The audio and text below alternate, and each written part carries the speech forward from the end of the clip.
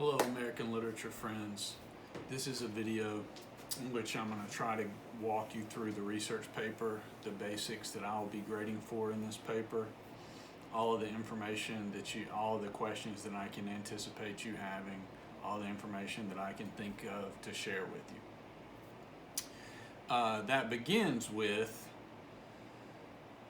the guidelines and instructions. If you scroll down in D2L, you will see that there's a whole section that says research paper guidelines and information. If you click on the guidelines and information right here,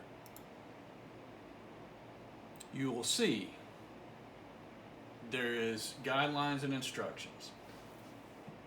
For the research writing component of this course, students will write a research paper that explains a particular genre, mode, style, movement of American writing.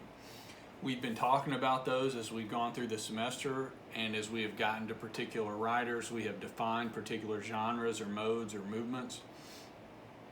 The first half of this paper should mostly be devoted to, once you get past the introductory paragraph, your next goal should be to define and explain the genre or mode or movement.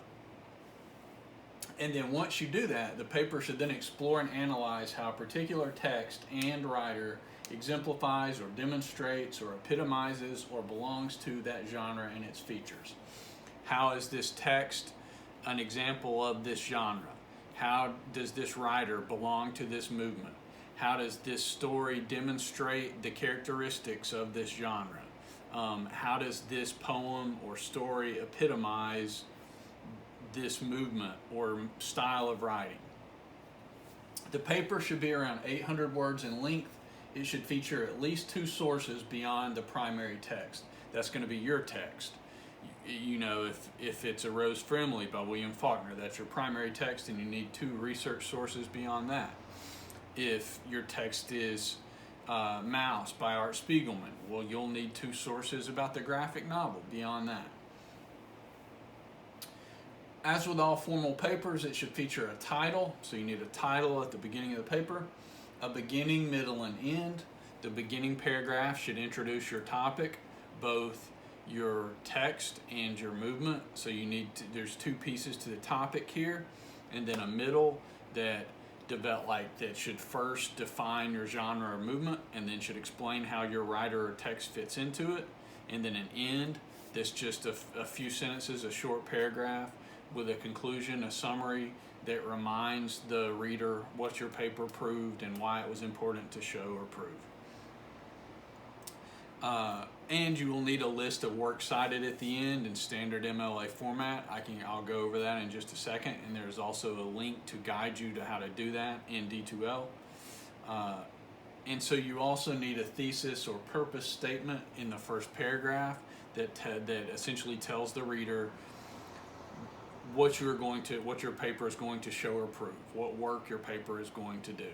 In many cases, that can be something as simple as, in this paper, I will show how Ernest Hemingway belongs to the lost generation, or I will show how Kurt Vonnegut's story, The Barnhouse Effect, is an example of science fiction, or how George Saunders' story, Civil War, Land in Bad Decline, is an example of satire, something like that.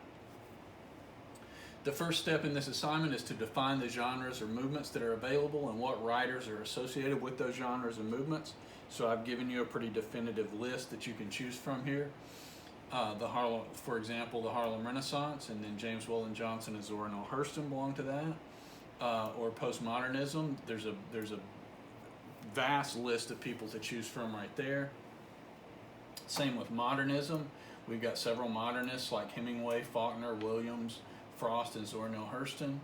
Post-colonial, some of these we've only got one choice, which is part of the reason they're on the syllabus, so that they can give you an example of that, like post-colonialism with Jhumpa Lahiri, or realism with Ambrose Bierce, or muckraking with Upton Sinclair, or minimalism with Raymond Carver, or satire with George Saunders, or dystopian fiction with The Swimmer with John Cheever.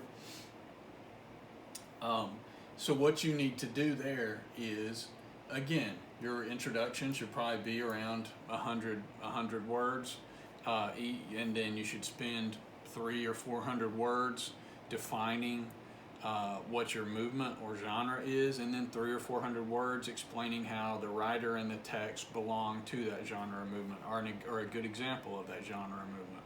And then spend about 50 words giving me some kind of summary, some kind of conclusion paragraph.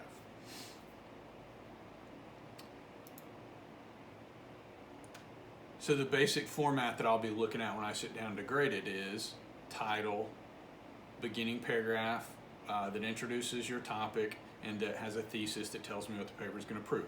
Body paragraphs that develop your main points. Conclusion that reminds me what all the work your paper did, and then works cited list. That's the basic blueprint that I'll be grading. If you click again on research paper guidelines and information, you will see that there is also a link to online research and documentation guide right here. If you click on that, it's going to take you to this MLA, to the Purdue OWL online writing lab MLA sample paper. On a very basic level, what MLA means to me is parenthetical in-text citations for any sentence that you write, that either directly by quoting something or indirectly by paraphrasing or summarizing, you then at the end of the paper have a parenthetical in-text citation. If you don't know what that means, you can pull this paper up. Here is an example of a parenthetical in-text citation. Right here you can see that in this paper they've got a quote from this source, and then it says Danhoff 5. Danhoff, the first word of the citation, and then 5, the page number, because they're using a book. Again, Hurt right here, Hurt 127, first word of the citation in the works cited list, page 127. Let's see if we can find a slightly different example here.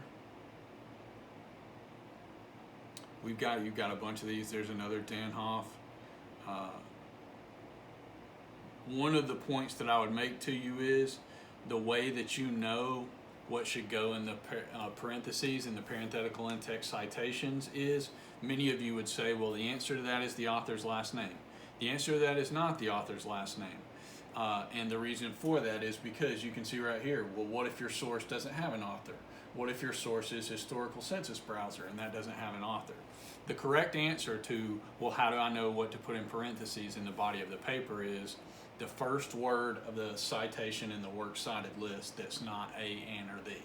So it could be Damari, or it could be Drown, or it could be Historical, or it could be Hurt, or it could be Lorraine, or it could be Moral. It is the first word of the citation in the works cited list is what you put in the parenthetical in-text citations. The other point that I would make to you about this is MLA has a pretty simple format. If you have an author, author first. After that, if you have a short article or a web page, the next thing is the title of the chapter or the article or the web page. What comes after that? The third thing is the title of the book or the title of the website or something like that. So you go author, little piece, big container of the little piece, and then if you've got a website, you're going to have the web address. If you've got a book, you're going to have the information about the publisher. Iowa State University Press, the year it's published, 1994. You can see the basic formatting there. Again, this website will show you how to format anything. It will show you how to do in-text formatting with the style guide, and then it will show you how to make a works cited page for books, for magazines and newspapers, for electronic sources like web pages and websites, other common sources like YouTube videos and things like that. If you make the choice to not use this guide and to use some kind of online citation maker, that's fine. Just know that you're gambling. And I've seen many students do that, and the citation maker did it wrong, and then I count off points on their paper, and they say, well, why did you count this off? You know, I used Son of Citation Maker or whatever. You decided to not figure out how to do it yourself and use some online citation maker. You took that gamble. Maybe you win, maybe you lose. That's up to you. If you need help with any aspect of this, with making citations, with checking to be sure you've got all your in-text citations right, be in touch with me and I'll be happy to help you. But if you make the choice to just do it on your own, you may be okay, you may not be. Certainly up to you. That is, as you can see, to go back to where we started, I've made the research paper a little bit shorter. I've shortened the requirements for it. It should be a little bit easier. And again, we've moved it back to the end of the semester. It is now due